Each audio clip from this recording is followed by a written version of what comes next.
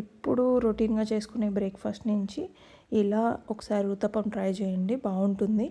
అలాగే మనం ఇంట్లో ఇడ్లీ పిండి అవి రెడీగా లేనప్పుడు కూడా ఇన్స్టెంట్గా చేసుకోవడానికి హెల్ప్ అవుతుంది. ముందు ఒక కప్పు ఉప్మా రవ్వని డ్రై రోస్ట్ చేసుకొని పక్కన ఉంచేసుకోవాలి.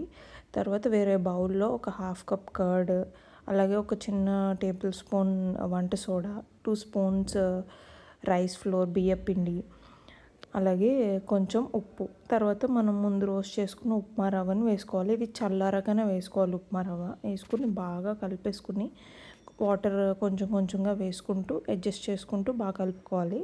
అలా ఒక హాఫ్ అన్ అవర్ పక్కన ఉంచేసుకోవాలి. హాఫ్ అన్ అవర్ తర్వాత ప్యాన్ని బాగా వేడయ్యాక ఈ పిండిని వేసి ఈక్వల్గా స్ప్రెడ్ చేసుకుని, కొంచెం థిన్గా స్ప్రెడ్ చేసుకుని, దాని మీద మనకు నచ్చినవి కొంచెం వెజిటేబుల్స్ లాగా కొంచెం ఆనియన్, క్యారెట్, కరివేపాకు, అలా కొత్తిమీర అవి వేసుకొని తర్వాత 2 సైడ్స్ బాగా కాల్చుకోవాలి. టేస్ట్ చాలా బాగుంటుంది. తప్పకుండా ట్రై చేయండి.